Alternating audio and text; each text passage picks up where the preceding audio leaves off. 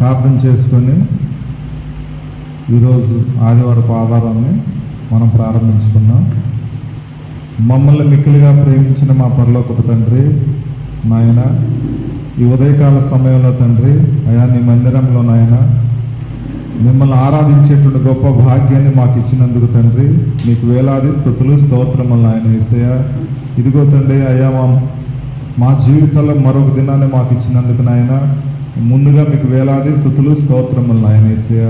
ఇదిగో తండ్రి ఈ ఆరాధనలో నాయన అయ్యా ముందుగా నీ పాటల ద్వారాగా నీ నామాన్ని స్తుతించుకోవచ్చుండగా నాయన అయ్యా నీ పాటల ద్వారాగా నీ నామాన్ని మహిమపరచబోచుండగా నాయన అయ్యా ఈ పాటలన్నిటిలో నాయన అయ్యా మీ కృప, మీ ప్రేమ, మీ ఆత్మ మాకు తోడుగా ఉండమని మిమ్మల్ని వేడుకుంటున్నాం నాయన.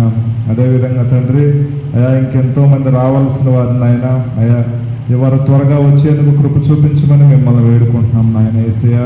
ఈరోజు ఆరాధనలో నాయన మీ పరిశుద్ధాత్మ చేత మమ్మల్ని నింపిన ఆయన, అదేవిధంగా నాయన ఈరోజు మాతో మీరేం మాట్లాడుకోవాలనుకుంటున్నారా తండ్రి అయ్యా మాతో సూటిగా స్పష్టంగా మాట్లాడమని మిమ్మల్ని వేడుకుంటా తండ్రి అయ్యా ఈ యొక్క పాటలను నాయన ప్రారంభించబోచుండగా నాయన ఈ పాటల ద్వారా తండ్రి కేవలం నీ నామం మాత్రమే ఆరాధించబడాలి, మహిమపరచబడాలని వేడుకుంటూ ఈ చిన్న ప్రార్థన మీ పాదాల చెంత చేర్చుకోమని వేడుకుంటూ యేసు పరిశుద్ధాత్మ నామములో అడిగి వేడుకుంటున్నాను తండ్రి, ఆమేన్.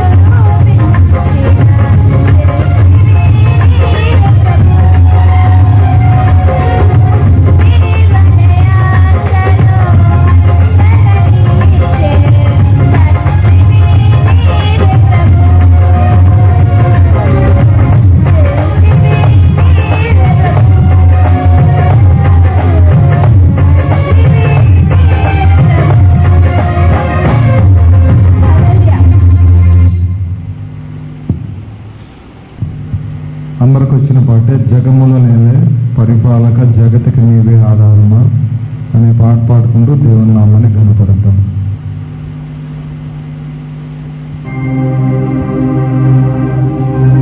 జగముల నేలే పరిపాలక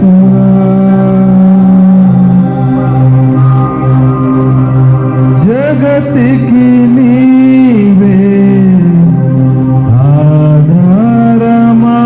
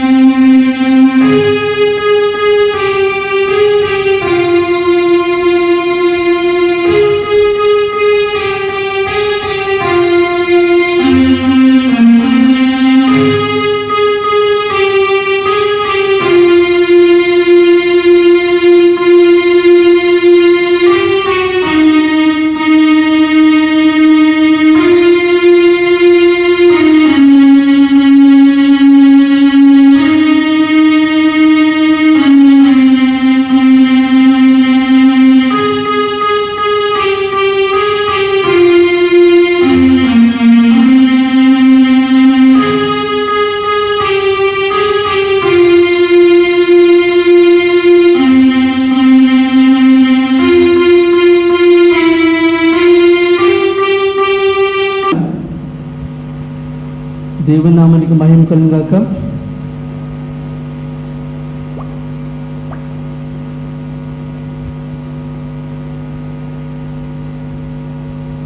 పరలోకమైన అంతఃపురం అనే సాంగ్ పాడుకున్నాం.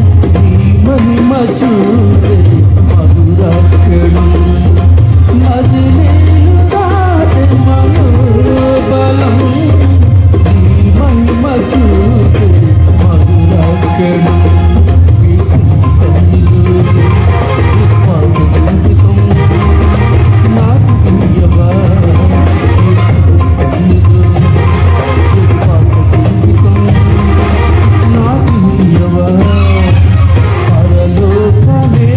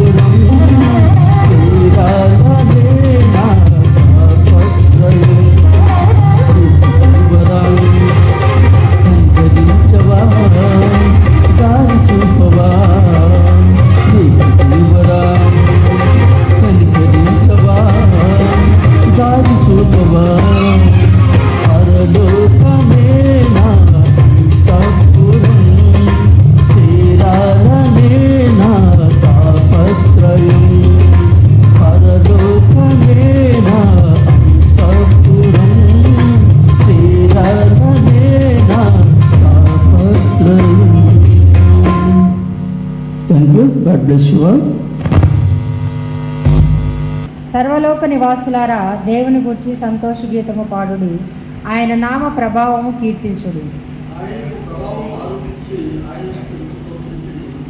ఇలాగు దేవునికి స్తోత్రము చెల్లించుడి. నీ కార్యములు ఎంతో భీకరమైనవి. నీ బలాతిశయమును బట్టి నీ శత్రువులు లొంగి నీ యొద్దకు వచ్చెదరు.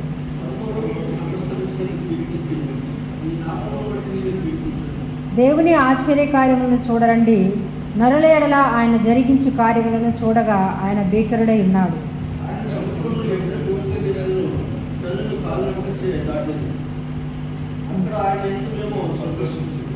ఆయన తన పరాక్రమం వల్ల నిత్యము ఏలుచున్నాడు. అన్యజనుల మీద ఆయన తన దృష్టి ఉంచి ఉన్నాడు. ద్రోహులు తమను తాము హెచ్చించుకుని తగదు. జనములారా మా దేవుని సందర్శించుడి, గొప్ప స్వరముతో ఆయన కీర్తి వినిపించుడి. జీవప్రాప్తులుగా మమ్మల్ని కలుగు చేయవాడు ఆయనే. ఆయన మా పాదములు కదలనీయడు. పరిశీలించున్నావు, వెండిని నిర్మలం చేయుటిగా మమ్మను నిర్మలను చేసి ఉన్నావు. నీవు బందీ గృహములో మమ్మ ఉంచితివి, మా నడుముల మీద గొప్ప భారము పెట్టితివి. నరులు మా నెత్తి మీద ఎక్కినట్లు చేసితివి, మేము నిప్పులలో నీళ్లను పడితిమి, అయినను నీవు సమృద్ధి గల చోటికి మమ్ము రప్పించి ఉన్నావు. దహన బలులను తీసుకొని నేను నీ మందిరములోనికి వచ్చేదను. నాకు శ్రమ కలిగినప్పుడు నా పెదవులు పలికిన మొక్కుబడులను, నా నోరు వసించిన మొక్కుబడులను నేను నీకు చెల్లించేదను. పొట్టేళ్లను, ధూపమును, క్రొవ్విన గొర్రెలను తీసుకొని నీ దహన బలులను అర్పించదను. ఎద్దులను, పోతు మేకలను అర్పించదను. దేవుని యందు భయభక్తి గల వారులారా, మీరందరూ వచ్చి ఆలకించుడి. ఆయన నా కొరకు చేసిన కార్యములు నేను వినిపించదను. ఆయనకు నేను మొర్ర పెట్టి తిని, అప్పుడే నా నోట శ్రేష్టమైన కీర్తన ఉండెను. నా హృదయములో నేను పాపము లక్ష్యం చేసిన ఎడల నా మనవి వినకపోవను. నిశ్చయముగా దేవుడు నా మనవి అంగీకరించి ఉన్నాడు. ఆయన నా విజ్ఞాపన ఆలకించి ఉన్నాడు. అందరం కలిసి చదువుకున్న దేవుడు నా ప్రార్థనను త్రోసివేయలేదు, నా యొద్ద నుండి తన కృపను తొలగింపలేదు. ఆయన సన్నిధింపబడిన గాక. దేవుడు తన పరిశుద్ధ వాక్యం దీవించును గాక. ఆమేన్.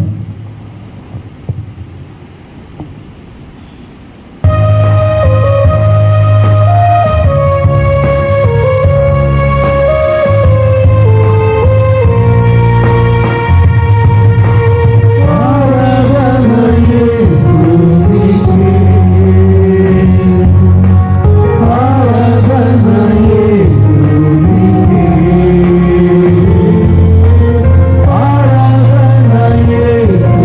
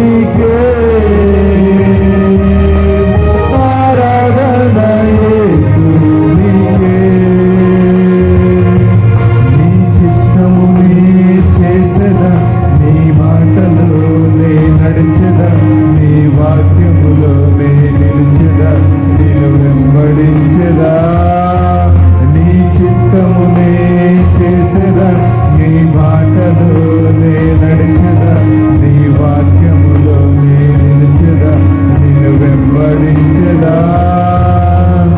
ఆరాధన యేసునికే, ఆరాధన యేసునికే, ఓ ఆరాధన యేసునికే, ఆరాధన యేసునికే. యేసయ్యా, నీటిపైన నడిచిన నీ అద్భుత పాదములు నాయన, అయ్యా అన్ని వేళల మమ్మల్ని చూస్తూనే ఉన్నాయి నాయన. తండ్రి నాయన, ఇటువంటి కృప మాకు ఇచ్చినందుకు మీకు వందనాలు నాయన. యేసయ్యా, నీకు స్తోత్రాలు నాయన. తండ్రి, నీకు వేలాది స్థుతులు స్తోత్రములు నాయన. Praise the lord.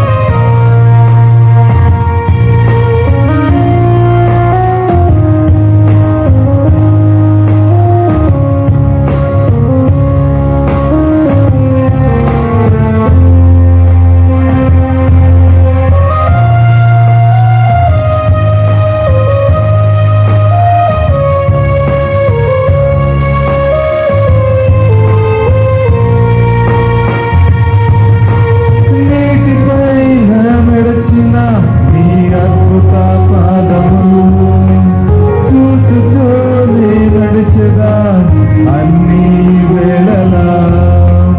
నీటిపైన నడిచిన నీ అద్భుత పాదములు చూచుచూని నడిచెదా అన్ని వేళలా.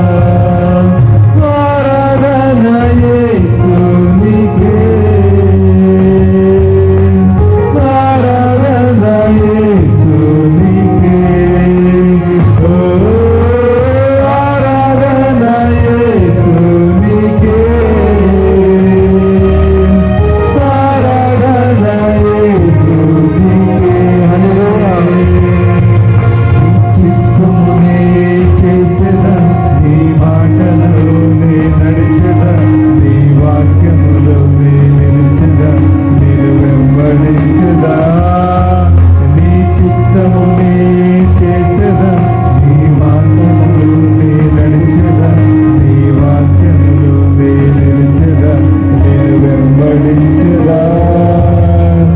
ఆరాధన యేసునికే, ఆరాధన యేసునికే, ఓ ఆరాధన యేసునికే, ఆరాధన యేసునికే. నీ చిత్తమునే చేసెదా, నీ బాటలోనే నడిచెదా, నీ వాక్యములోనే నిలిచెదా, నేను వెంబడించెదా. నీ చిత్తమునే చేసెదా, నీ బాటలోనే నడిచెదా, నీ వాక్యములోనే నిలిచెదా, నేను వెంబడించెదా. ఆరాధన యేసునికే, ఆరాధన యేసునికే, ఓ ఆరాధన యేసునికే, ఆరాధన యేసునికే, ఆరాధన యేసునికే, ఆరాధన యేసునికే, ఆరాధన యేసునికే, ఆరాధన యేసునికే.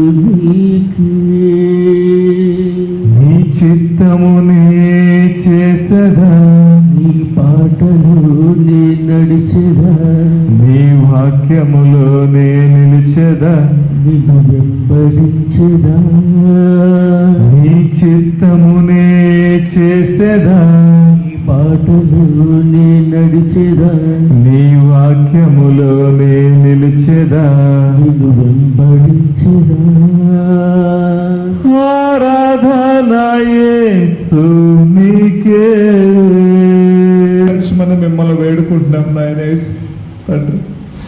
ఎంతో మంది నాయన అయా రావాల్సి ఉన్నా నాయన రాలేకపోతున్నారు నాయన. అయా క్షమించు నాయన. అయా దుష్ట శక్తుల నుంచి నాయన వారిని విడిపించు నాయన. యేసయ్యా తండ్రి నాయన. అయా రావాల్సిన వారు నాయన రాలేకపోతున్నారు నాయన. అయా క్షమించు నాయన. మీ చిత్తమైతే నాయన ప్రతి ఒక్కరూ నీ మందిరానికి వచ్చి నాయన నిన్ను స్తుతించేటువంటి గొప్ప భాగ్యాన్ని నాయన వారికి దయచేయమని మిమ్మల్ని వేడుకుంటున్నాం నాయన. అవును తండ్రి నాయన. ఏ పాటి జీవితం నాయన. అయా ఈ క్షణం కనిపించిన మరో క్షణం మాయమైపోయి ఉంటున్నాను. నీటి బుడగలాంటి జీవితం నాయన. రేపేమవుతుందో మాకు తెలియదు నాయన. అవును నాయన. రేపటి దినం ఏ విధంగా ఉంటుందో మాకు తెలియదు నాయన. అయా మనసారా నిన్ను స్తుతించేటువంటి గొప్ప భాగ్యాన్ని మాకు ఇస్తున్నందుకు మీకు స్తోత్రం నాయన. మహోన్నతుడా మీకు స్తోత్రం నాయన. ఆశ్చర్యకరుడా మీకు స్తోత్రం నాయన. అద్భుతాలు జరిగించువాడా మీకు స్తోత్రం నాయన. ఆరాధనకర్త మీకు స్తోత్రం నాయన. స్తుతులకు పాత్రుడా మీకు వేలాది స్థుతులు స్తోత్రం నాయన. ఈ పరిచయం నాయన మీ చిత్త ప్రకారమే జరిగిస్తున్నారు కదా నాయన. మాలో ఏమైనా లోపాలు ఉంటే మమ్మల్ని క్షమించు నాయన. అయ్యా మీ మందిరానికి కొత్త ఆత్మను నడిపించమని మిమ్మల్ని వేడుకుంటాం. అయ్యా అయ్యా ఈ పరిచయం నీ చిత్త ప్రకారమే జరుగుతుంది కదా నాయన. మీరే కదా నాయన ఈ పరిచయం జరిగిస్తుంది నాయన. మరి ఆత్మను నడిపించు నాయన. అయా మందిరానికి నాయన మీ ఆత్మను నడిపించమని మిమ్మల్ని వేడుకుంటున్నాం నాయన. స్తోత్రం నాయన. యేసయ్యా మీకు స్తోత్రం నాయన. యేసయ్యా ప్రతి ఒక్కరు మీ మందిరానికి వచ్చిన ఆయన నిన్ను స్తుతించేటువంటి కృపను ఆయన దయచేయమని మిమ్మల్ని వేడుకుంటున్నాను. అయా యేసయ్యా విరిగి నలిగిన మనసు మాకు దయచేయని. ఒకరి పట్ల ఒకరు ద్వేషభావం లేకుండా నీ ఎడల నమ్మకంగా నాయన మా ఆఖరి శ్వాస వరకు నాయన నీ యందు భయభక్తులు కలిగి మేము జీవించడానికి సహాయం చేయండి. అయా నీ యందు భయభక్తులు కలిగి జీవించడానికి సహాయం చేయండి. అయ్యా ఇవి జరగాలంటే నీ మందిరానికి రావాలి నాయన. నీ సన్నిధిలో మోకాళ్ళ మీద నిన్ను స్తుతించాలి నాయన. నీ పాదాల చెంద కన్నీరు కార్చాలి కదా నాయన. యేసయ్యా అయా పరిశుద్ధాత్ముడా సహాయం చేయలేదు. వారితో మీరు మాట్లాడండి నాయన.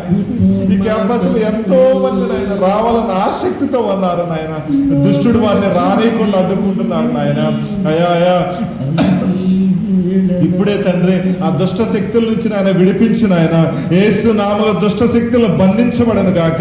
యేసు నామల దుష్ట శక్తుల నుంచి విడుదల కలుగును గాక. యేసయ్యా దుష్ట శక్తుల నుంచి విడిపించండి నాయన. ప్రతి ఒక్కరితో మీరు మాట్లాడిన ఆయన. పరిశుద్ధాత్ముడా సహాయం చేయను ఆయన. యేసయ్యా సహాయం చేయండి. సహాయం చేయను ఆయన. ఏ ఒక్క ఆత్మ నశించిపోకుండా నాయన. యేసయ్యా ప్రతి ఒక్కరు నీ మందిరానికి వచ్చిన ఆయన నిన్ను స్తుతించేటువంటి కృపను ఆయన ప్రతి ఒక్కరికి దయచేయమని మిమ్మల్ని వేడుకుంటున్నాం నాయన. యేసయ్యా మీకు స్తోత్రాలు స్తోత్రాలు స్తోత్రాలు నాయన. యేసయ్యా ఈ రోజు నాయన యేసయ్యా మాతో మీరేమి మాట్లాడాలనుకుంటున్నారు నాయన. సూటిగా స్పష్టంగా మాట్లాడు. ఈ రోజు మేము వాళ్ళలో చేయి వేసి ఉండగా నాయన మా మనసుల్లో నాయన మేము శుద్ధి చేసుకునేటువంటి కృప నాయన. యేసయ్యా నాయన నీ పాదాల చెంత కన్నీటి ప్రార్థన మాకు దయచేయండి. కన్నీటితో దయచేయండి. యేసయ్యా మీకు స్తోత్రం తండ్రి. మీకు స్తోత్రాలు నాయన. అయా యేసయ్యా మా పాపాలు క్షమించిన మా ఆఖరి శ్వాస వరకు నీ యందు భయభక్తులు కలిగి జీవించేటువంటి కృపనైనా మాకు దయచేయండి. మా జీవితాలను కేవలం నీ చిత్త ప్రకారం మాత్రమే జరిగిస్తున్నారు నాయన. అయ్యా ఏ ఉద్దేశం నాయన ఏ క్రియ నాయన మా ఆలోచన ప్రకారం జరగట్లేదు నాయన. ఇది కేవలం నీ చిత్త ప్రకారం మాత్రమే జరుగుతుందని నాయన మేము ఎంతో విశ్వాసంతో ఉన్నాం నాయన. యేసయ్యా మాకు ఇచ్చిన యొక్క కృపను బట్టి మీకు స్తోత్రం నాయన. యేసయ్యా అయా డిబి రాధనను బట్టి మీకు వందనాలు నాయన. మీకు స్తోత్రాలు నాయన. యేసయ్యా ఎంతో నాయన సహాయంగా ఉంటున్నాయన. ఈ సంఘాన్ని ముందుకు నడిపిస్తున్న విధానాన్ని బట్టి నాయన మీకు వేలాది స్థుతులు స్తోత్రం. అయా ఆ కుటుంబాన్ని దీవించు ఆశీర్వదించు. అయినా బిడ్డలు కూడా యవన వయసులో నాయన నీ మార్గంలో నడిచేటువంటి కృపను బిడ్డలకు దయచేయను. బిడ్డలు కూడా నాయన నీ మందిరానికి వచ్చిన మీ పాదాల చెంత మోకాళ్ళ మీద నాయన నిన్ను స్తుతించేటువంటి కృప దయచేయను. అయా మహోన్నతుడా మీరు ఇదిగో తండ్రి మాకు ఇచ్చినటువంటి యొక్క నాయన పరిచయను బట్టి మీకు వందనాలు స్తోత్రాలు చెల్లించుకుంటున్నాను. నాయన ఇదిగో తండ్రి చెప్పబోయే వాక్యాన్ని నాయన అయ్యా మీరు దీవించండి, ఆశీర్వదించిన ఆ వాక్యాన్ని మా హృదయాల్లో బదులుపరుచుకొని నాయన ఆ వాక్య ప్రకారంగా నాయన మేము నడిచేటువంటి కృపనైనా మాకు దయచేయమని మిమ్మల్ని వేడుకుంటున్నాయన. ఇదిగో తండ్రి ఇప్పటి వరకు ఈ ఆరాధన మీరు స్వీకరించినందుకు మరొకసారి మీకు వందనాలు స్తోత్రాలు చెల్లించుకుంటున్నాయన. ఇదిగో నాయన ఇంకా జరగబోయేటువంటి నాయన అయ్యా ఈ సమయానంతా మీ చేతులకు అప్పగించుకుంటాం. యేసు పరిశుద్ధ ఆత్మ నామంలో అడిగి వేడుకుంటున్నాను తండ్రి.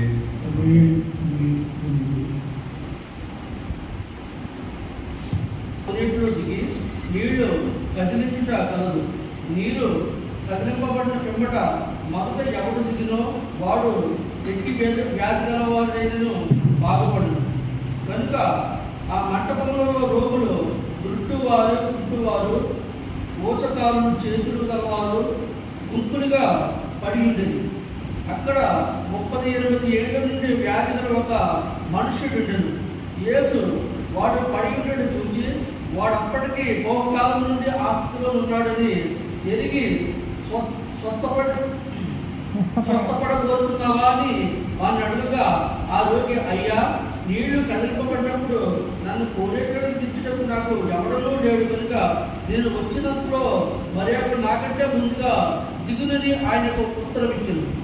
యేసు నీవు లేచి నీ పరుపెత్తుకుని నడుమని వారితో చెప్పగా వెంటనే వాడు స్వస్థత నుండి తన పరుపెత్తుకొని నడిచాను. చాలు. దేవుడి వాక్యాన్ని దీవించినాక ఆమె చిన్న ప్రార్థన చేసుకున్నాం. చేయగలిగిన దేవా యేసయ్య నీ ఘనమైన నామానికి వందనాలు స్తోత్రమైన వాక్య భాగం మీకు వెళ్ళిచుండగా పరిశుద్ధాత్మ నాతో మాతో అందరితో మాట్లాడి ఈ వాక్యం ద్వారా మాకు ఏమి నేర్పించినా ఉన్నారో ప్రభా మేము నేర్చుకొని నాయన దాని ప్రకారంగా జీవించి కృపను మా అందరికీ అనుగ్రహించమని మీరేం మాట్లాడండి నాయన నోటు బొరగరని వాడుకొని సిలువు చాటుదని మరుగుపరుచుకొని మీరే మహిమా ఘనత ప్రభావాలు పొందుకొనమని ఈ చిన్న మనల్ని రెడీ చేస్తున్నాము అడిగేట్టు ప్రార్థించున్నాం తండ్రి. ఆమేన్ ఆమేన్. ఈరోజు వాక్య ధ్యానం ఏంటంటే నిరీక్షణ, 38 సంవత్సరాల నిరీక్షణ. సో ఇది ఒక స్టోరీగా చెప్తాను. తర్వాత దాన్ని మనం ఒక్కొక్క వచ్చినాము ఎక్స్ప్లెయిన్ చేసుకుందాము. ఇది అందరికీ తెలిసిందే, మనము వింటూ వస్తున్నాం. ఎన్నో ప్రసంగాలు మనము విని ఉంటాము.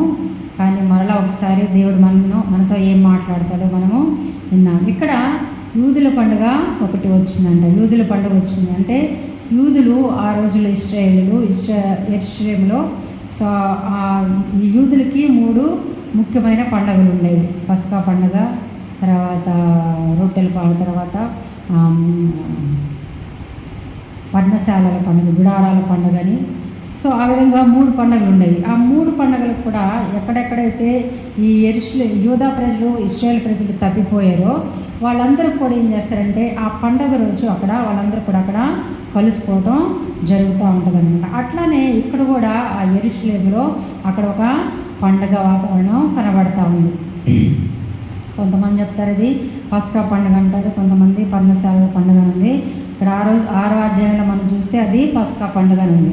సో ఈ విధంగా అక్కడ పండుగ జరుగుతున్న సమయంలో అక్కడ యేసయ్య ఆ యెరూషలేముకి వచ్చాడు. ఆ యెరూషలేముకి వచ్చినప్పుడు యెరూషలేములో గొర్రెల ద్వారం ఉందంట. ఆ గొర్రెల ద్వారం దగ్గర దాన్ని ఏమంటారంటే బెతెస్దా అంటారు. బెతెస్దా అనగా అర్థం ఏంటంటే కరుణాగృహము అనే అర్థం. సో ఈ బెతెస్దా అనబడిన ఒక కోనేరు ఉందంట. ఒక కోనేరు అంటే ఒక కాలువలాగా అనుకుందాం. సో ఆ విధంగా ఒక కోనేరు ఉంటే అక్కడంట దానికి 5 మంటపాములు కలవు. మంటపాములు అంటే ఒక టెంటల్లాగా వేసి ఉంటారేమో, మేబీ 5 మంటపాలు ఉన్నాయన్నమాట. అయితే ఆ మంటపంలో ఉన్నప్పుడు అక్కడ ఆ కోనేట్లో ఒక దేవదూత వస్తుందంట. ఒక దేవదూత వచ్చి అక్కడ నీళ్లు కదిలిస్తూ ఉంటుంది. కదిలించినప్పుడు ఆ మంటపాల్లో అనేక మంది రోగులు ఉన్నారంట, వ్యాధిగ్రస్తులు ఉన్నారు, కాళ్ళు చేతులు లేనివారు, కుంటివారు, గుడ్డివారు, మగవారు, అనేక మంది రోగులను ఉంది. మళ్ళీ ప్రత్యేకంగా కుంటివారని, గుడ్డివారని, కాళ్ళు చేతులు లేని ఊచ చేయగలవారని చాలామంది అక్కడ రోగులు పడి ఉన్నారు. ఎందుకున్నారంటే అక్కడ ఆ కోనేటులు దేవదూత దిగినప్పుడు దిగి ఆ నీళ్ళని అటు ఇటు కదిలిస్తూ ఉంటుందంట. కదిలించినప్పుడు ఆ నీళ్లు కదిలించినప్పుడు మాత్రమే ఎవరైతే మొదటిగా ఆ నీళ్ళలో దిగుతారో వాళ్ళు మాత్రమే అక్కడ స్వస్థత పొందుకుంటారు. ఆ తర్వాత వచ్చిన వాళ్ళు కూడా మళ్ళీ వాళ్ళకి స్వస్థత దొరకదు. కానీ ఇక్కడ ఆ దేవదూత ఎన్నిసార్లు వచ్చిందో తెలియదు, రోజుకి ఎన్నిసార్లు వచ్చిందో తెలియదు, ఏ టైంలో వస్తుందో కూడా ఇక్కడ రాసి ఉండలేదు. కానీ అక్కడ ఏమన్నదంటే దేవదూత నీళ్లు కదిలింపబడినప్పుడు ఎవరైతే మొదటగా దిగుతారో వారు మాత్రమే అక్కడ, ఆడు ఎట్టి వ్యాధి గలవాడైనా, ఆడికి ఏ వ్యాధి ఉన్నా కానీ, మరణకరమైన వ్యాధి ఉండొచ్చు, ఏదైనా క్యాన్సరో పక్షవాయమో ఇంకా ఏమి బలహీనతలు ఉన్నప్పటికీ కూడా మొదటగా ఎవరైతే దిగుతాడో వాళ్ళు మాత్రమే అక్కడ స్వస్థత పొందుకుంటారని ఇక్కడ బైబిల్ గ్రంథంలో రాశారు. అలాగే అక్కడ అది అయిపోయిన తర్వాత అక్కడ అదే స్థితిలో 38 సంవత్సరాల నుంచి ఒక రోగం గలవాడు అక్కడ పడి ఉన్నాడంట. 38 సంవత్సరాలు అంటే చూడండి ఎంత సుదీర్ఘ కాలమైన. అక్కడ ఆ రోగం గలవాడు 38 సంవత్సరాల నుంచి అక్కడ పడి ఉన్నాడు. ఎందుకు అక్కడే పడి ఉన్నాడంటే ఆయనకి సహాయం చేసేవారు ఎవరు లేరంట. అందరు వస్తున్నారు, మునుగుతున్నారు, వెళ్తున్నారు, స్వస్థత పొందుకుంటున్నారు. కానీ ఈ 38 సంవత్సరాల రోగగ్రస్తుడికి అక్కడ ఎవరు లేక ఆయన అదే స్థితిలో పడి ఉన్నాడు. అక్కడ ఆయనకు వచ్చిన రోగం ఏమి ఇక్కడ రాయలేదు. ఆయన ఏ రోగంతో వచ్చాడో, పక్షవాయుతో వచ్చాడా, క్యాన్సర్తో వచ్చాడా, లేకపోతే కుష్ఠవ్యాధితో వచ్చాడా, ఏ వ్యాధితో వచ్చాడో రాయబడలేదు. కానీ 38 సంవత్సరాల నుంచి ఆయన అదే స్థితిలో పడి ఉన్నాడంట. పడి ఉంటే యేసుప్రభు వారంట ఆ యెరూషలేముకి వచ్చినప్పుడు, యేసుప్రభు వారు అక్కడ పండుగ జరుగుతున్న సమయంలో ఆ యెరూషలేముకి వచ్చాడనమాట. అక్కడ రావటం అది ఒక వాడుకగా చెప్తున్న ఆయన అక్కడికి వచ్చినప్పుడు ఈయన స్థితిని చూచాడు. ఈయన ఏ స్థితిలో ఉన్నాడో ఆయన స్థితిని చూచి ఆయన దగ్గరికి వచ్చి ఆయన మీద కనికరపడి ఆయన అడుగుతున్నాడంట, నీకు స్వస్థత కావాలా, నువ్వు స్వస్థత పొందుకోవాలనుకుంటున్నావా అని అడిగినప్పుడు ఆయన అంటాడు, ఆయన ఏం చెప్పాలంటే అవును యేసయ్యా నాకు స్వస్థత కావాలి అని చెప్పాలి ఎవరన్నా దగ్గర వచ్చినప్పుడు. కానీ ఆయన ఏమన్నాడంటే అయ్యా నాకు స్వస్థత పడాలని ఉంది, కానీ నేను వెళ్ళి దిగేలోపు మళ్ళీ ఇంకెవరో వస్తున్నారు, ఇంకెవరో వచ్చి దిగి స్వస్థత పొందుకొని వెళ్ళిపోతున్నారు, నాకెవరు సహాయం చేసేవాళ్ళే, నేను స్వస్థత పొందుకోవడానికి, అందుకే నేను ఎంతకాలం నుంచి ఇక్కడే పడి ఉన్నానయ్య అని చెప్పేసి అంటున్నాడు. యేసు ప్రభు వారు ఆయన చూసి కనికరపడంట ఆయన్ని, సరే నువ్వు స్వస్థత పడాలనుకున్నావు కదా అని నువ్వు లేచి నీ పరిపెత్తుకొని వెళ్ళుమన్నాడు. ఎప్పుడైతే యేసు ప్రభు వారు ఆ మాట చెప్పారు అంతే, ఇంకేం చేయలే. ఆయన ముట్టలేదు, ఆయన తాకలేదు, ఇంకేం చేయలే. నువ్వు లేచి నీ పరిపెత్తుకో. ఆయన మాటలో ఉన్న శక్తిని మనం ఇక్కడ గమనించాలి. ఆయన లేచి పరిపెత్తుకొని నడవమన్నాడు అంతే. దిగ్గున లేచి వాడు ఏం చేశాడు, పరిపెత్తుకొని నడవసాగాడు. అంటే అప్పటి వరకు ఆయన స్థితి ఎలా ఉంది, పడుకున్నాడు, లెగవలేని స్థితి, ఎవరు సహాయం చేయలేని స్థితి, ఆ నీళ్ళలోకి వెళ్ళి ముందుగా స్వస్థత పొందుకోలేని స్థితిలో ఉన్న ఆయన స్వయంగా యేసుప్రభు ఆయన దగ్గరికి వచ్చి ఆయన స్థితిని చూచి కనికరపడి జాలిపడి ఆయన అంటాడు, నువ్వు లేచి నీ పరిపెత్తుకొని నడుమని చెప్పినప్పుడు వెంటనే ఇంకా టైం కూడా లేదు, ఇంకా వెంటనే వాడు స్వస్థత పొందుకొని వెళ్ళిపోయినట్లు అక్కడ వరకు చూస్తే. ఇంకా అంతకుముందు ఇంకా చూస్తే కనుక ఆడు వెళ్ళిపోయిన తర్వాత ఈయన ఎవరు స్వస్థపరిచారో ఈయనకి తెలీదు, ఎవరు బాగు చేశారో కూడా ఈ బాగుపడిన వ్యక్తికి అయినా తెలీదు.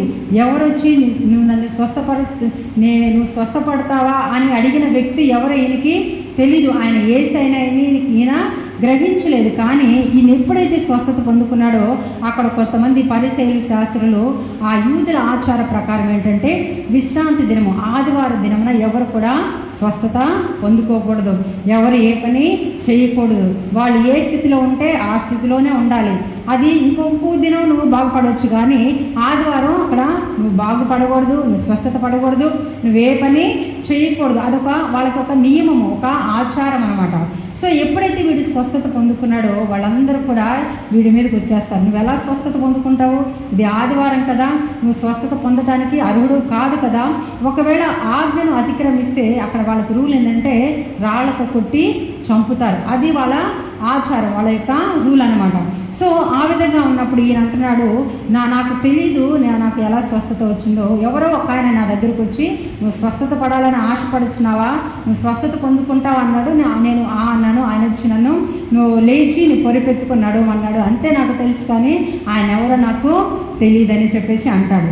అన్నప్పుడు తర్వాత ఈయన ఒక సమాజ మందిరంలో, మళ్ళీ ఒక మందిరంలో ఈ చూస్తాడు. ఈ స్వస్థత పడిన వాడు ఒక దేవుని మందిరంలోకి వెళ్ళి అక్కడ ఉంటాడు. అక్కడ యేసు ప్రభు వారు ఈయన చూస్తాడు. ఈయన చూసినప్పుడు అక్కడ యేసు ఏమంటాడంటే, నువ్వు స్వస్థత పడ్డావు కదా, ఇంకా ఎక్కువ కీడు నీకు కలగకుండా ఉండాలంటే నువ్వేం చేయాలంటే పాపము చెయ్యకూడదు. అంటే వీడికి రోగం దేనివల్ల వచ్చింది? పాపము వల్ల వీడికి రోగం వచ్చింది. సో అందుకే దేవుడు ఏమంటాడంటే, నువ్వు ఇంకా ఇప్పుడు వరకైతే ఈ స్థితిలో ఉన్న 38 సంవత్సరాలు అంటే వాడి జీవితం అంతా సగం అయిపోయింది, ఆల్మోస్ట్ అయిపోయింది. ఇంకా నీకు ఎక్కువ కీడు, ఇంతకన్నా ఇంకా నీకు ఎక్కువ కీడు రాకూడకుండా ఉండాలంటే నువ్వేం చేయాలంటే నువ్వేం చేయాలి, ఇంకా పాపం అనేది చెయ్యబాకని చెప్పి ఆయనకి చెప్పినప్పుడు వెంటనే వాడు అప్పుడు గ్రహిస్తాడు, ఓహో ఈయన యేసు ప్రభువు, నా పాపాలని నాకు తెలియచేశాడంటే ఈయన మామూలు వ్యక్తి కాదు, ఈయన మెస్సయ్య, ఈయన యేసు ప్రభు అని ఆయన గ్రహించి వాడు ఏం చేయాలండి?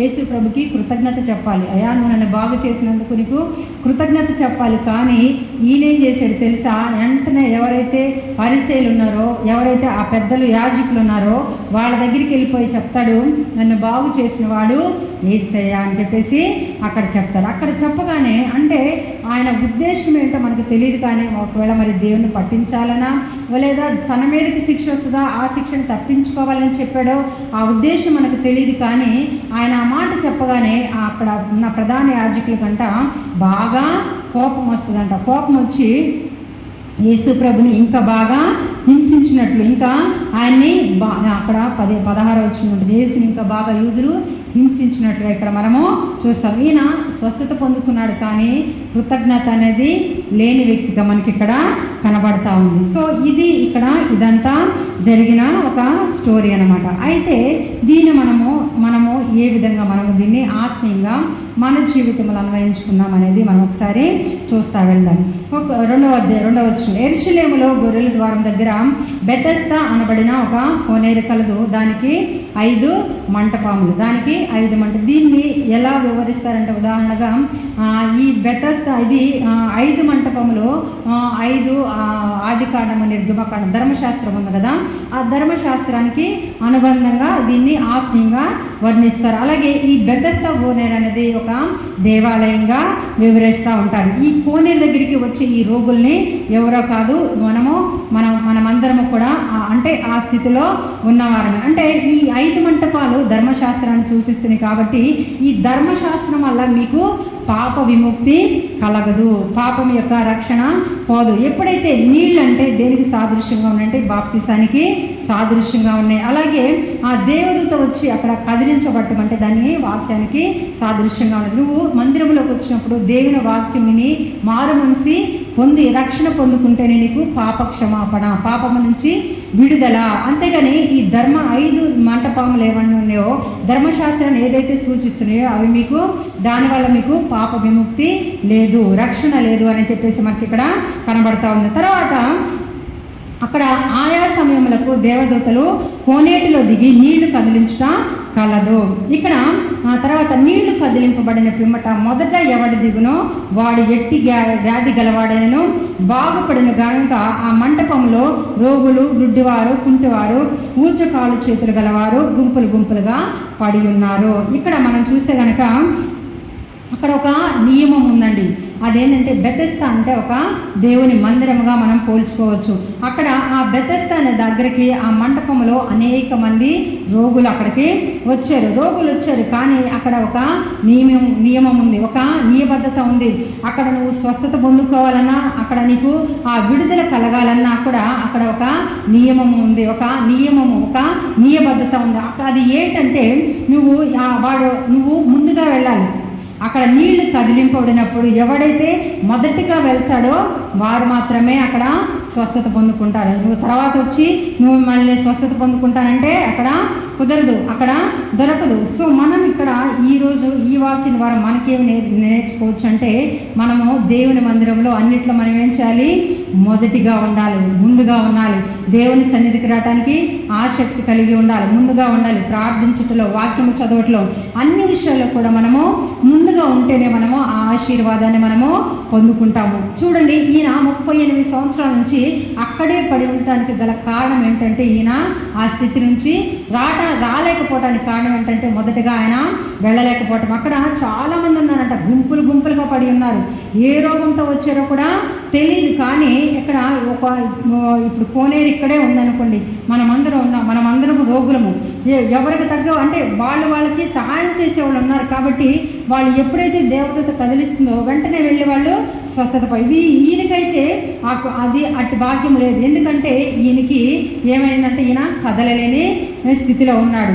అయితే ఇక్కడ ఏమన్నట్టుంటే, ఆయా సమయాలకి దేవదూత వచ్చి ఆ నీటిని కదిలిస్తూ ఉంది. ఏ సమయాలకు వస్తున్నాడు తెలియదు, ఏ సమయమో ఇక్కడ రాయబడి దేవదూత ఎప్పుడు వస్తాడో తెలియదు, ఎన్నిసార్లు వస్తారో తెలియదు. కానీ ఇక్కడ గమనించాల్సిన విషయం ఏంటంటే, ఈ రోగులు ఏం చేయాలంటే ధ్యానం ఉంచాలి. అంటే ఎప్పుడు వస్తాడు దేవదూత? కనపడతాడు మనకి? కనపడ్డు. ఎందుకంటే ఆయన ఆత్మస్వరూపి. దేవదూతలు మనకి కనపడరు. కానీ ఆయన ఆ నీళ్లు కదిలించినప్పుడు మనము ఆ నీళ్లు కదిలించబట్ట మనము చూడగలుగుతాం. అలాగే ఆ నీటి శబ్దాన్ని మనము వినగలుగుతాం. అంటే వీళ్ళు అక్కడ గుంపులుగా ఉన్నారంట చాలామంది. సో వాళ్ళందరూ కూడా ఏం చేయాలంటే వినికిడి మీద ధ్యాస ఉంచాలి. ఆ వాక్యం మీద, నీళ్ళనగా ఇక్కడ ఏమందంటే వాక్యము. అంటే నువ్వు మందిరంలోకి వచ్చినప్పుడు నీ ధ్యాస ఎక్కడ ఉండాలి? వాక్యం మీద ఉండాలి. ఏం చెప్తున్నారు మనతో దేవుడు ఏం మాట్లాడుతున్నాడనే ఆ వాక్యం మీద ఇక్కడ ధ్యాస ఉంచాలి. ఇక్కడ వీరందరూ కూడా ఏం చేయాలంటే వారి దృష్టి ఎలా ఉండాలంట?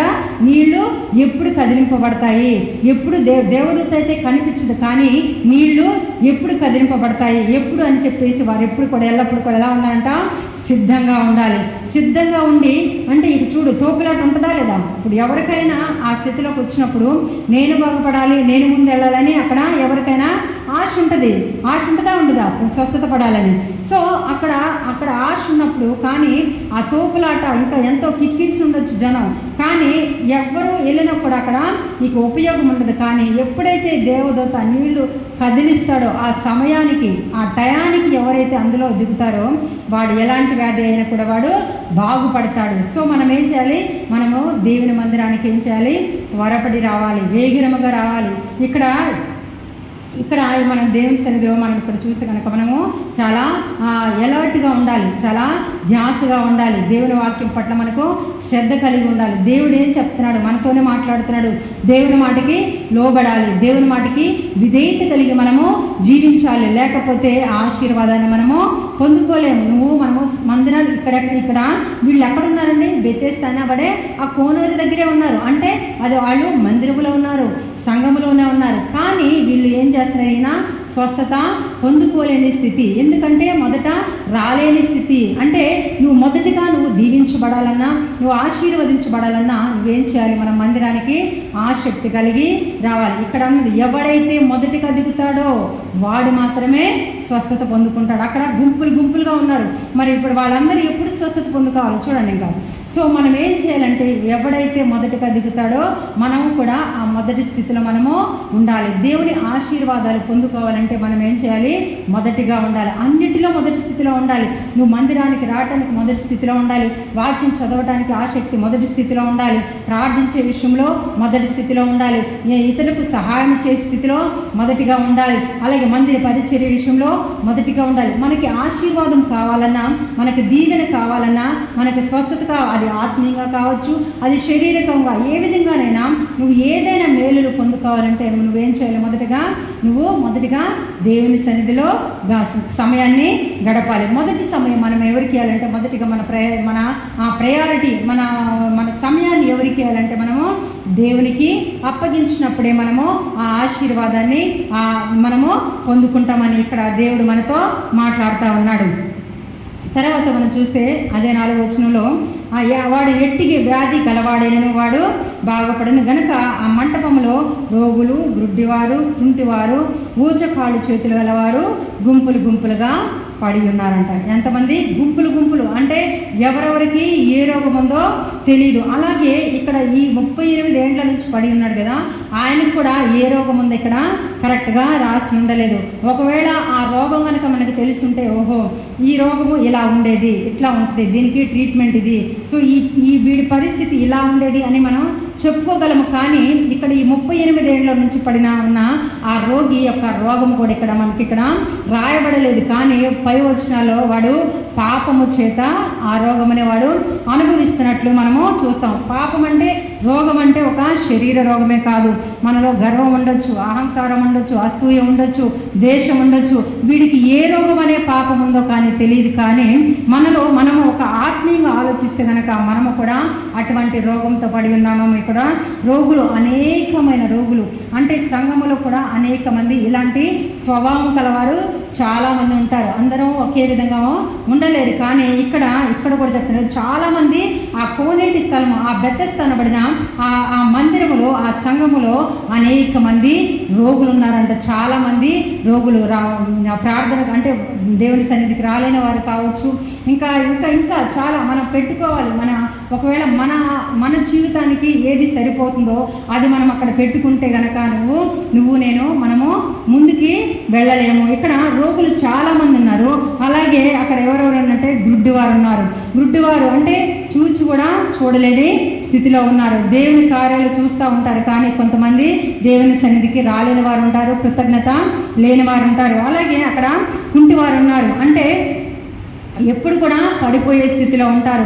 అంటే ఆత్మీయంగా ఉన్నాం అనుకుంటారు, కానీ కొంతమంది కొన్ని పరిస్థితిలో పడిపోయే స్థితిలో ఉంటారు. వారు చక్కగా నిలవబడలేని స్థితిలో ఉంటారు. మళ్ళీ వాళ్ళు ఎక్కడున్నారు? మందిరములో ఉన్నారు. బెతెస్దానే ఒక స్వస్థత స్థలంలో ఉన్నారు. దేవుడు స్వస్థపరిచే స్థలంలో, దేవుడు అన్నిటినీ సరిచేసి అన్నిటినీ బాగు చేయగలిగిన పరిశుద్ధ స్థలంలో ఉన్నారు. కానీ వారి యొక్క స్థితిని బట్టి చక్కగా ఆత్మీయ స్థితిలో నిలబడలేని స్థితి, కుంటివారుగా ఉన్నారు, గుడ్డివారుగా దేవుని యొక్క మహిమను చూడలేని స్థితిలో వారు ఉన్నారు. ఇంకా ఊచకాళ్ళు చేతులు గలవారు. అంటే వాళ్ళకి కాళ్ళు ఉండవు, చేతులు ఉండవు. అంటే వాళ్ళకి అన్నీ ఉంటాయి, కానీ ఇతరులకు సహాయం చేసే మనస్సాక్షి, వారికి సహాయం చేసే స్థితి ఉండదు. వీళ్ళని ఊచకాళ్ళు చేతులుగా మనము ఆత్మీయంగా ఆలోచన చేస్తే కనుక దేవునికి సహాయం చేయాలని ఉంటుంది, కానీ కొంతమందికి సహాయం చేయరు. పరిచర్యకు సహకరించిన వాళ్ళు, అలాగే పరిచర్య కళ్ళ ముందు కనపడుతుంది, కానీ కొంతమంది దాన్ని సహాయం చేయలేని స్థితి. ఇలాంటి వారు అనేక మంది ఈ పరిశుద్ధ ఆరాధన అంటే ఈ మందిరంలో ఉంటారు. కానీ అలాంటి వారంట దేవుని చెప్తున్నాడు, మొదటిగా ఇలాంటి వారు ఎవరైతే మొదటిగా దేవుని సన్నిధికి వస్తారో వారు దేవుని చేత ఖచ్చితంగా సరి చేయబడతారని చెప్పేసి ఇక్కడ రాయబడింది. అలాగే ఈయన ఈ 38 ఏండ్ల నుంచి ఒక వ్యాధితో బాధపడతా ఉన్నాడు. వాడికి ఏ వ్యాధో ఎలాంటి వ్యాధో తెలియదు, కానీ ఈ వ్యాధికి ఉన్న యొక్క వయసు ఎంత అండి? 38 సంవత్సరాలు. అంటే చూడండి, ఒకవేళ ఆయన ఒక 20 సంవత్సరాలకు వచ్చిన ఆయన్ని దరిదాపుగా ఒక 58 సంవత్సరాలు క్రాస్ చేస్తాడు ఖచ్చితంగా. అంటే ఇక్కడ దేవుడు ఇక్కడ ఎన్ని సంవత్సరాలు బ్రతికాడండి? 33.5 సంవత్సరాలు ఈ భూమి మీద బ్రతికాడు. 3.5 సంవత్సరాలు ఆయన సేవా పరిచర్య చేశాడు. అంటే యేసు ప్రభు రాకముందు నుంచే వీడు అక్కడ పడి ఉన్నాడు, అక్కడ వ్యాధిగ్రస్తుడిగా ఉన్నాడు. కానీ ఇక్కడ యేసు ప్రభు వారు అక్కడ ఒక మంచి మాట అంటాడు, యేసు వాడు పడి ఉండుట చూచి వాడప్పటికి బహుకాలం నుండి ఆ స్థితిలో ఉన్నాడని ఎరిగాడంటే. ఎట్లా తెలుసండి? యేసయ్యప్పటికి లేడు కదా, మరి వీడు ఆ స్థితిలో ఉన్నాడని దేవునికి ఎలా తెలుసు అంటే, ఇక్కడ దేవుని యొక్క శక్తి, దేవుని యొక్క మహిమ, అంటే ఆయన నిన్న నేడు నిరంతరము ఉన్నవాడు, ఆదియు అంతమునై ఉన్నవాడని మనకి ఇక్కడ మనము గమనించాలి. ఎందుకంటే ఈయనకి ఇక్కడ 38 సంవత్సరాలు అయిపోయింది, కానీ యేసు ప్రభు వారు ఈ లోకంలో ఎన్ని సంవత్సరాలు జీవించారు? 33.5 సంవత్సరాలే జీవించారు. అంటే యేసు ప్రభు వారి కన్నా కూడా ఈయన పెద్దవాడే అని అంటే ఈ లోక పరంగా చెప్పొచ్చు, కానీ మన దేవుడైతే ఆదియు అంతమునై ఉన్నాడు. ఇక్కడ మనం ఇర్మియా గ్రంథంలో ఒక మాట ఉంటుంది, నా తల్లి గర్భంలో 1వ అధ్యాయంలో ఉంటుంది, నా తల్లి గర్భంలో నన్ను రూపింపక ముందే నువ్వు నన్ను ఎరిగి ఉన్నావు అని చెప్పేసి ఒకసారి చూద్దాం. ఇర్మియా గ్రంథము 1వ అధ్యాయము, ఇర్మియా గ్రంథం 1వ అధ్యాయము 5వ 4:5 యెహోవా వాక్కు నాకు ప్రత్యక్షమై ఇలాగ సెలవిచ్చును, గర్భములో నేను నిన్ను రూపింపక మునిపే నిన్నెరిగితిని, నీవు గర్భము నుండి బయలుపడక మునిపే నేను నిన్ను ప్రతిష్ఠించుతిని అని ఇక్కడ యిర్మీయా భక్తుడు ఏమని చెప్తున్నాడంటే, నా తల్లి గర్భంలో నేను రూపింపక బడక మునిపే ఆయన మనల్ని ఎరిగి ఉన్న దేవుడు. ఇక్కడ కూడా ఈ 38 సంవత్సరాల నుంచి ఈ రోగంతో పడి ఉన్న దేవుణ్ణి ఎవరు చూశారండి? మన దేవుడైన యేసయ్య చూశాడు. ఆయన మొదటివాడు, కడపటివాడు, నిన్న నేడు నిరంతరము కూడా ఆయన ఉన్న దేవుడు కాబట్టే ఈయన స్థితిని ఆయన ఎరిగాడు. చూడండి, ఆయన తీసుకొచ్చి అక్కడ పడేసి వెళ్ళిపోయారు, అంతే కదా. ఎవరొకరు తీసుకొస్తేనే అక్కడికి ఆయన రాగలిగాడు, కానీ ఆయనంతటికి ఆయన రాలేని స్థితి. ఒకవేళ ఆయనంతటికి ఆయన రాగలిగితే చక్కగా ఆ నీటిలోకి అందరికంటే ముందుగా వెళ్ళి మునిగి ఆయన స్వస్థపరచబడేవాడు. కానీ ఆయనకి రాలేని స్థితి అంటే ఎవరో ఒకరు ఆయనని తీసుకొచ్చి అక్కడ వదిలేసి వెళ్ళిపోయారు. కానీ ఆయన నీటిలోకి దించడానికి ఎవరు కూడా ఆయనకి సహాయము చేయలేదు. బంధువులు విడిచిపెట్టారు, ఆత్మీయులు విడిచిపెట్టారు, స్నేహితులు విడిచిపెట్టారు, అందరూ విడిచిపెట్టారు. కానీ యేసయ్య మాత్రం ఆయన్ని గుర్తించుకున్నాడు. యేసయ్య దృష్టిలో ఆయన ఉన్నాడు. ఆయన యేసయ్య యొక్క కనికరమును పొందుకున్నాడు. ఆ స్థితిలో ఉండి అందరూ విడిచిపెట్టారు, కానీ యేసు ప్రభు మాత్రం ఆయన్ని విడిచిపెట్టలేదు. ఆయన్ని చూస్తూనే ఉన్నాడు. మనము కూడా మన జీవితంలో యేసు ప్రభు అని మనల్ని యెహోవా దేవుడు ఎవరైనా మనల్ని చూడలేదేమో అనుకుంటాం. మన స్థితిని, మన పరిస్థితిని బట్టి, మనకున్న ఇబ్బందులను బట్టి, మనకున్న ఇరుకులను బట్టి, మనం పడే ఆ బాధను బట్టి, మనకున్న వ్యాధిని బట్టి కావచ్చు, మనకున్న అనారోగ్య పరిస్థితి కావచ్చు, అప్పుల బాధలు, ఇంకా కుటుంబ పరిస్థితులు ఏదైనా కావచ్చు. ఒకవేళ దేవుడికి నువ్వు నమ్మకంగా ఉంటే కనుక దేవుడు నన్ను చూడలేదు, నేను ఎంతగా ఉన్నాను, దేవుడు నన్ను గమనించట్లేదు అనుకుంటాం. కానీ ఇక్కడ ఈయన దేవుడు ఈయన్ని సమస్తమును చూస్తూ ఉన్నాడంట. ఈయన స్థితిని ఎరిగాడు. ఈయన ఏ స్థితిలో ఉన్నాడు, ఎలాంటి స్థితిలో ఉన్నాడు, ఆయన పడిపోయిన స్థితిలో ఉన్నాడు, ఆయన లెగవలేని స్థితిలో ఉన్నాడు, ఆ మురికిలోనే ఉండుంటాడు. ఆయనకి స్నానం చేయించేవాళ్ళు ఎవరైనా ఉంటారా? ఉండుండదు. నాకు తెలిసి ఏదో వచ్చేవాళ్ళు పోయేవాళ్ళు ఏదో కొంచెం వేస్తూ ఉంటే భిక్షాటనగా అది తిని బ్రతుకుతా ఎట్లా అక్కడ జీవనం కలుపుతూ ఉన్నాడు. కానీ ఈయనకి ఒక నిరీక్షణ అయితే ఉంది. ఈయన గురించి మనం నేర్చుకోవాల్సింది నిరీక్షణ, విశ్వాసము. ఈయనకు ఒక నిరీక్షణ ఉంది, ఒక గురి ఉంది, ఒక గమ్యం ఉంది. ఏంటంటే ఖచ్చితంగా ఏదో ఒక రోజు నేను బాగుపడతాను అని చెప్పేసి 38 సంవత్సరాలు అదే స్థితిలో ఆయన అక్కడే ఉన్నాడు. వెళ్ళిపోవచ్చు కదా, నేను ఇక్కడ ఇన్ని సంవత్సరాలు ఉన్నాను, నా వల్ల కాటలేదు, దీంట్లో దిగితేనే నేను మొదటిగా దిగిన వాడే స్వస్థపరచబడుతున్నాడు కాబట్టి నేను మొదటిగా వెళ్ళలేని స్థితిలో ఉన్నాను అని చెప్పేసి నిరాశతో, నిస్పృహలో లేక అవిశ్వాసంతో తిరిగి వెళ్ళిపోవచ్చు. కానీ ఆయన అక్కడ వెళ్ళిపోలేదు. ఎందుకంటే అక్కడ ఖచ్చితంగా స్వస్థత జరిగే స్థలం అది.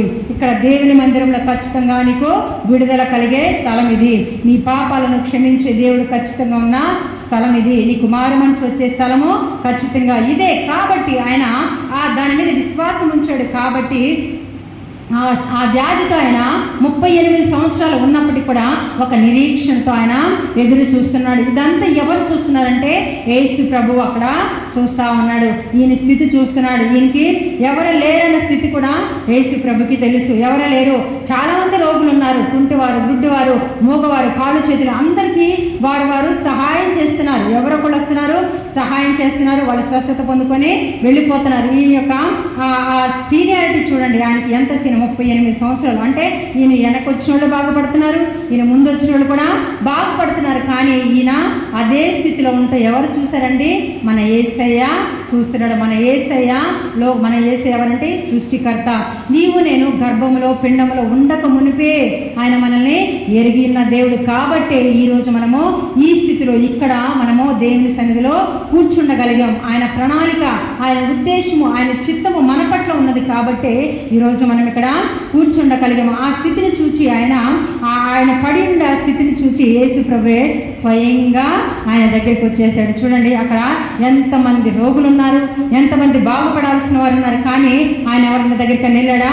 ఎవరి దగ్గరికి వెళ్ళాలి? ఎందుకంటే వాళ్ళకి సహాయం చేసేవాళ్ళు ఉన్నారు. కానీ ఈయనకి నిరాశ, ఎవరు లేరు, ఎవరు సహాయం చేసే వారు లేరు. మనము కూడా ఒక్కోసారి నాకెవరు లేరు, నా చుట్టుపక్కల ఎవరు లేరు, నాకు సహాయం చేసేవారు లేరు, నన్ను ఆదుకునేవారు లేరు, నన్ను బాగు చేసేవారు లేరు, నన్ను నడిపించేవారు లేరు, నాకు ఈ పాపం నుంచి బయటికి రావాలని ఉంది కానీ నన్ను బయటికి నడిపించేవాడు లేడు, నాకు ఈ శోధన నుండి విడిపించబడాలని ఉంది కానీ నాకు సహాయం చేసేవారు లేరు అనుకుంటావేమో. కానీ నువ్వు అనుకున్న స్థితి ఎవరు చూస్తున్నారంట? దేవుడు చూస్తా ఉన్నాడు. యేసు ప్రభు వారు ఇక్కడ ఈయన స్థితిని ఎరిగి స్వయంగా వారందరినీ కూడా విడిచిపెట్టాడు. కానీ ఆయన ఎవరు సహాయం చేయలేని ఒక నిస్సహాయుడైన ఒక ఆయన దగ్గరికి వచ్చి యేసయ్య ప్రభు ఏమడుగుతున్నారంటే, ఫస్ట్గా మొదటిగా ఆయన అడిగిన ప్రశ్న ఏంటంటే, స్వస్థపరచబడి కూర్చున్నావా? చూడండి, దేవుడు ఎంత కృపామయుడు, ఎంత కనికరమ కలిగిన దేవుడు, ఎంత దయగలిగిన దేవుడు, ఎంత నిజంగా ఆయన్ని వర్ణిస్తూ ఉంటే ఆ మాటలు సరిపోవు. కానీ ఇక్కడ బెతెస్దానే ఆ కోనేరికి కరెక్ట్గా అది కరుణా గృహం. అక్కడ రోగులైతే వాళ్ళు వెళ్ళి అక్కడ మునిగి స్వస్థత పడాలి కానీ ఈయనకి అవసరమో లేదు. ఇక్కడ యేసు ప్రభువారు మనకి ఏం చెప్తున్నారంటే, ఆ దినాల్లో అక్కడ ఆ కోనేటిలో దిగితే స్వస్థత వస్తుంది కానీ ఈ దినాల్లో అవసరత లేదు. ఎందుకంటే దేవుడే స్వయంగా మన దగ్గరికి వస్తాడు. దేవుడు ఎక్కడున్నాడంటే మన హృదయంలో నివసిస్తున్నాడు. నీ హృదయమే దేవుని ఆలయం కాబట్టి ఆయన ఎక్కడున్నాడండి? మన హృదయంలో నివసించే దేవుడిగా ఉన్నాడు. కనుక ఈయన ఈ కరుణ ఈయన దగ్గరికి ఎక్కడికి వచ్చింది? స్వయంగా ఆయన పాదాల చెంది ఆయన దగ్గరికే వచ్చేసాడు దేవుడు. వీరందరూ అయితే దేవదూత ఎప్పుడు వస్తుందా, నీళ్ళు ఎప్పుడు కదిలించబడతాయా, మనం ఎప్పుడు దిగుదామనే ఆశతో ఆతృతగా కొట్టులాట గాడి ఇంకా గందరగోళం ఉంటుంది కదండి. రోగులు విపరీతంగా ఉన్నారు. ఆ వాళ్ళేమో అక్కడ ఉంటే కానీ యేసు ప్రభువారు కరుణగల దేవుడు.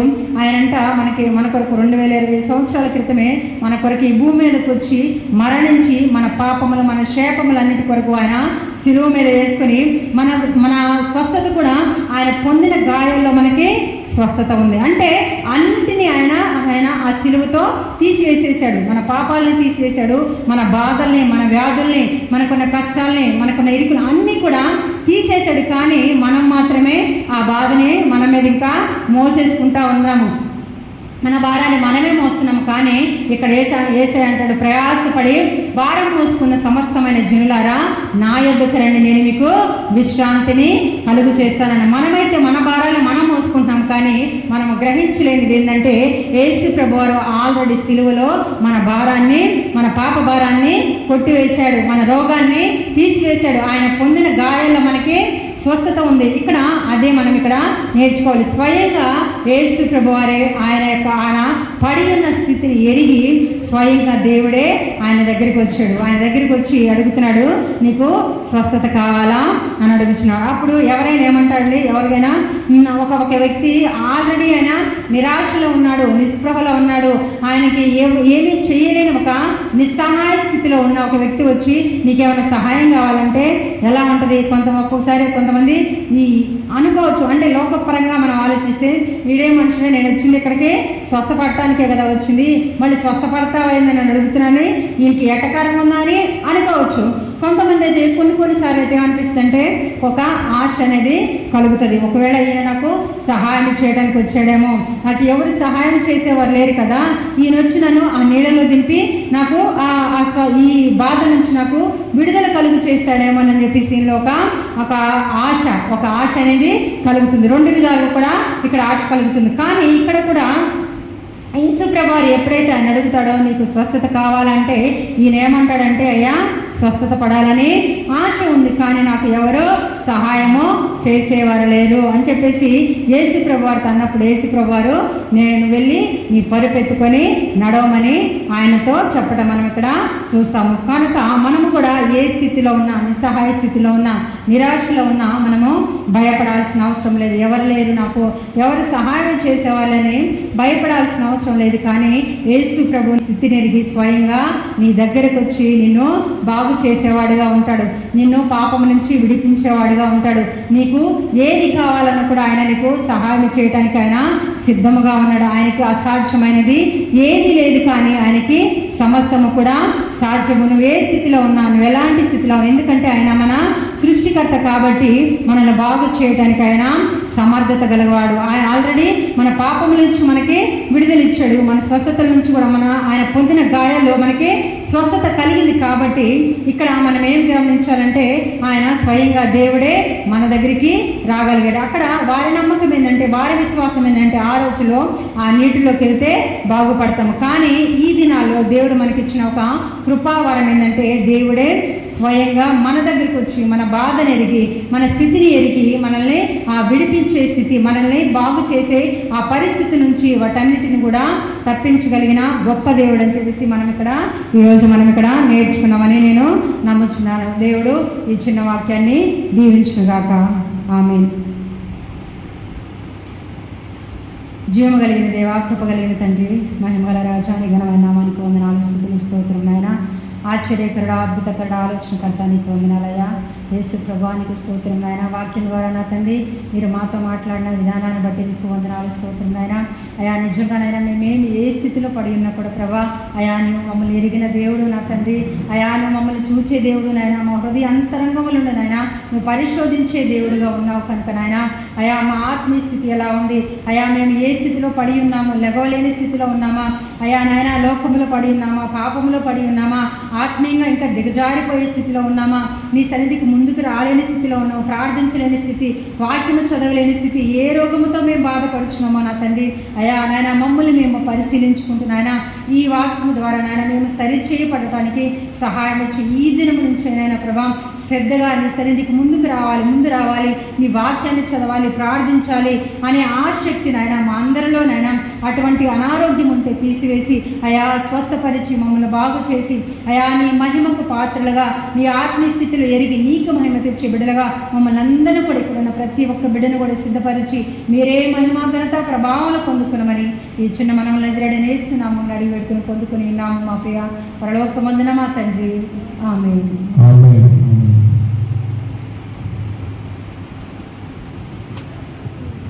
చిన్న పాట పాడుతుండగా మనం తీసుకొచ్చిన కానుకలను మనం అర్పించుకున్నామండి.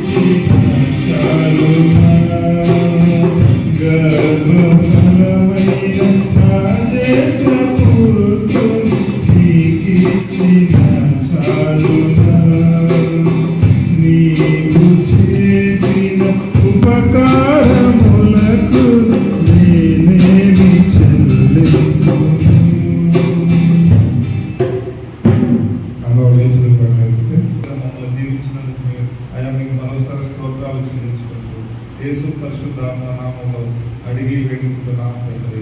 ఆమేన్. పరలోకమున మా తండ్రి, నీ నామం పరిశుద్ధపరచబడును గాక, నీ రాజ్యం మాకు వచ్చును గాక, నీ చిత్తం పరలోకముందు నెరవేర్చున్నట్లు భూమిలో నెరవేరును గాక. మా నిదానము నేను మాకు దయచేయము, మా రుణస్థులు మేము క్షమించిన ప్రకారము మా రుణములను క్షమించుము, మమ్మల్ని శోధన నుంచి తెగ మమ్మల్ని దుష్టుల నుంచి మమ్మల్ని తప్పించుము. ఎందుకంటే రాజ్యము